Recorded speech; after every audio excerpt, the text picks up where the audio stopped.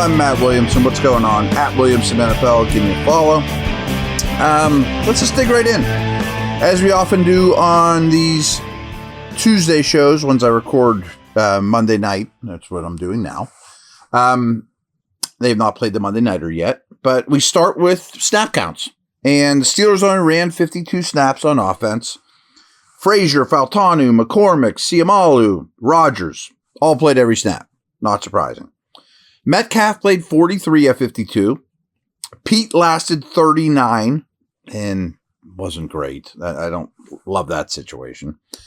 I was happy to see this. Freiermuth got 31 snaps. Jonnu got 27, pretty quiet ones.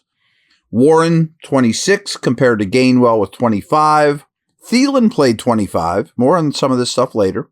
Austin, 16. Valdez-Scantling, 16. Darnell Washington only lasted 15. That's a bummer, which opened the door, obviously, for Freiermuth a little bit, too, I would imagine. Spencer Anderson, as usual, out there a lot. 15 snaps. I didn't think it was his best game, by the way, but I'm not worried about him or that package whatsoever. Dylan Cook came in and was quite serviceable for the final 13 snaps on offense. I don't know if you'll need him or not on Monday night, but I bet there's a strong chance you will. Skoranek for 9. Connor Hayward for 5. I kind of like what they do with him with the tush-push stuff. Caleb Johnson, only 3. I mean, how disappointing is that? Scotty Miller was out there for 3. And Jalen Ramsey was out there for 1, which means he was out there for the kneel down. On defense, let me flip it over here. Obviously, a lot more snaps on defense, which is a terrible trend that I can't talk enough about. 80 snaps on defense. Ugh, that is brutal, man. It's too much. Porter and Ramsey played all of them. Then you had a drop-off. I mean, as you noticed, Queen gutted this one out. I can tell you right now, Queen gained a lot of respect from his teammates and the way he played in this game and leadership and toughness and all that stuff. He played 74 out of 80 with a really bad hip. Watt played 70. Pierre played 69 excellent snaps. 64 for Y.A. Black. Was not good, by the way. I'm a little concerned there. Cam played 63, 62 for Highsmith, 48 for Benton. Clark played 46. He was basically the starter.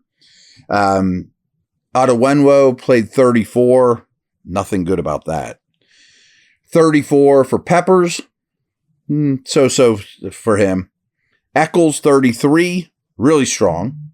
Peyton Wilson, 32. Probably wasn't his best game. Cole Holcomb had to come in for 31 after injuries.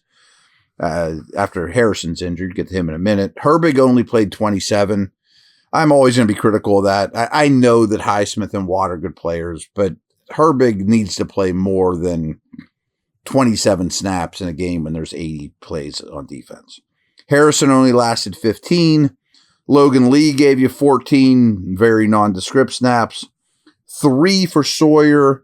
And here's kind of an interesting one, and it's a good thing, actually, is 1 snap for Asante Samuel Jr.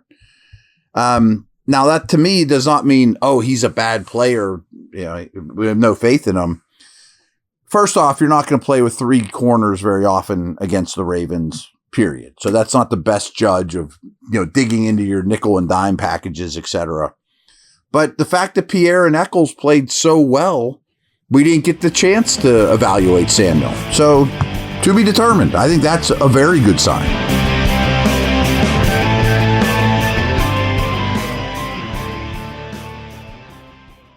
Football season's finally here. Time to check out the latest odds, futures, and win totals on the FanDuel Sportsbook. Think the Steelers are headed to the Super Bowl? Lock in your bets today. Whatever your game, FanDuel Sportsbook delivers the latest lines, futures, and specials, so you can join in on all the action. All right, what else do we have to discuss? Some advanced stats and then some more observations, and then we'll mosey on down the road and start thinking about the Dolphins. EPA per play, just on offense for the Steelers, really good in this game. I mean, the offense as a whole in EPA was in the 90th percentile. where Baltimore's was only in the 54th percentile. Points per drive, Steelers were 2.5 compared to 2.0 for Baltimore. Red zone plays, red zone was huge in this game. They both snapped the ball in the red zone 19 times. But one of the defining things of this game was Baltimore only being 2 of 6 in the red zone. And interesting Ravens nugget that I bet is making Ravens fans crazy and you guys can jump for joy about. But last year, not only were the Ravens the best red zone offense in the league, but they were one of the best red zone offenses of all time. Steelers' red zone defense has been very good all year. We have not talked about that enough. But Baltimore's red zone offense is like 30th or 31st in the league this year. After being like the best in the league last year, you would think that would be pretty sustainable. And frankly, that's a massive reason that they lost this game. So just something to, why aren't the Ravens quite the same from this year to last? Well, that's a big part of it. EPA per rush. This doesn't quite pass the sniff test, but in terms of their value per rushing attempt, they were right next to each other. Steelers were in the 88th percentile and the Ravens were in the 89th percentile. But Baltimore ran 40 rushing plays. Steelers only ran 17. Now, I'm not being super critical because the offense was good. And so we have that advantage on Monday to say, and if they lose this game, I'd probably be like, why didn't you run the ball more? But going into the game, I thought, man, I really want to see the run volume go up because somehow you have to help this team play fewer defensive snaps. So 17 rushing attempts isn't how I would have drawn it up. And they weren't that bad of attempts, all in all, especially when you look at the advanced numbers. But the offense was good and they were hitting big plays. So can we really be that critical of the run-pass splits for the Steeler offense? Maybe. Rushing yards before contact, though, wasn't good for the Steelers. Only 0.2 compared to 2.0 for Baltimore. And rushing yards after contact was 1.8 compared to 3.4 for Baltimore. Explosive runs, the Steelers didn't have any. No shock there. Only 17 attempts. Ravens only had 3. I say only. If you're going to hand the ball off 40 times, often to Lamar, well, yeah, I know he hasn't handed off, and Henry, and you only allowed 3 explosive runs, I'll take that. Both defenses did have 2 tackles for loss on run plays, though. When we look at EPA per dropback, Steelers were much better. They were in the 69th percentile compared to the 42nd, but the discrepancy between the two was pretty stark. And average depth of target, this is low. It's still 6'4" for the Steelers, but it's a little higher than it's been. Ravens were 9.6. They were taking shots down the field too. Now, yards after the catch, we know the Steelers are off the chart in terms of their percentage of passing yards coming after the catch. 162 after the catch compared to 79 for Baltimore. Each team had 5 explosive passes. Boy, even in giving up 5 and creating 5 for the Steelers in explosive passes is way better than it's been. The explosive stuff, as you know, is making me crazy this year. Now, the Steelers did get 28 pressures on Lamar. Didn't always get him to the ground, but their pass rush was probably a lot better than you thought just on first viewing, and I think that's 100% true. The Ravens only had 14 pressures, so the Steelers doubled them in pressures from the defense. 2 big games here, as you saw in the box score, and anyone with eyes could see Metcalf and Flowers. But you know how I like to break things down in terms of yards per route run for receivers. Flowers was at 3.1, which 3.1 would be close to leading the league. 3.1's an all-pro type of season. Metcalf was at 4.5. Every time he ran a route, he created 4.5 yards. Like, that would be better than anyone just about in history, frankly. I mean, that's better than like JSN or Puka this year. This is huge. Now, I think the Steelers' defense was absolutely wilting at the end and hanging on for dear life. But the Ravens' last 3 possessions, as you probably know, were field goal, turnover on downs, despite them moving the football kind of at will. So I never know how to value that, but the clutchness of the Steeler defense, getting the big stop when you need it most, they did do that in this game, which is, again, I don't know how to value it, but it certainly is noteworthy.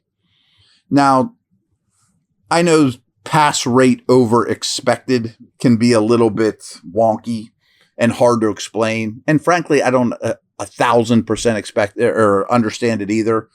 But the gist of it is, if it's 3rd and 8, the league expects you to pass the football. So it's all situational based on league averages. But the Steelers were plus 17 in terms of pass rate over expected, 17% more than the average NFL team would in those situations. I bring this up because that's the 99th percentile. They threw and threw and threw and threw, and Rodgers did it really well. So can I sit here and complain about they didn't run the ball enough when they were 99th percentile in expected pass rate? You see what I'm saying? Tight end usage. Washington played on 15 of the first 16 plays, which implies to me that really he's the starter, folks. And he suffered an injury on that 12-yard reception he had. And then that led for a lot more playing time for Freiermuth and Smith, as you'd imagine. So from that point on, when Washington left the game, Freiermuth played 23 of 30 snaps. So he basically became the pseudo starter, but we know that they're always in multiple tight end sets, where Jonnu played 20 of 30. Now, I would have liked, we're splitting hairs here, but I would have liked Freiermuth at that point to basically never leave the field. But he did play 23 out of 30 snaps. And I frankly don't have a problem with Washington being the highest snap total tight end. I wish there was just a little more clarity there. I wish there was more Freiermuth, to be honest with you. But, Now, you probably realized that all 3 of the Steelers' fourth quarter drives went 3 and out. Now, that's brutal. But they had 0 successful plays, too. And I've told you, success rate on first down, do you get 4 yards or more? On second down, do you get half of the down distance? On third down, do you convert? Well, they had 0 successful plays in the fourth quarter. Ouch. And how about this? They became just the 3rd winning team, a team that wins, without a successful play in the fourth quarter in a game this season. Seattle happened to do it twice, week 9 and week 12, and the Steelers did it yesterday, where they had 0 quote, successful plays in the fourth quarter, yet still won the football game. I don't know what to think of that. Not exactly great, not the way you want to live, but they put some money in the bank, and the defense had some clutch situations there. Now, Henry carried the ball 25 times for 94 yards, and I was on the pregame show, and Tom Offerman and I were going back and forth, like, what would you take from Henry? And I basically said, If this was the outcome, I'll take it. I think that's a successful day, knowing that Henry was going to get a lot of action. But unlike last week when they ran right at Watt so much, this day, like most days, the Ravens went to their left. 64% of Henry's carries were to the left, and 73 yards and 6 forced tackles that direction. The Ravens running back room collectively generated 154 yards after contact and 88 yards from missed tackles, the most allowed by the Steelers defense this season. I didn't think the Steelers tackling was great when I watched it the first time. And when I did the podcast with you guys last night, I didn't mention it because it didn't super stand out. Obviously, it wasn't great because the run defense was poor, but the tackling was worse than I originally thought by the Steelers for sure. Last couple notes here. Not surprising, because this is what Baltimore does, and this is what almost all teams do against the Steelers nowadays too, or even in recent years. They did throw to the middle of the field against the Steeler defense a pretty high clip, a very high percentage of the time. That was obviously their game plan.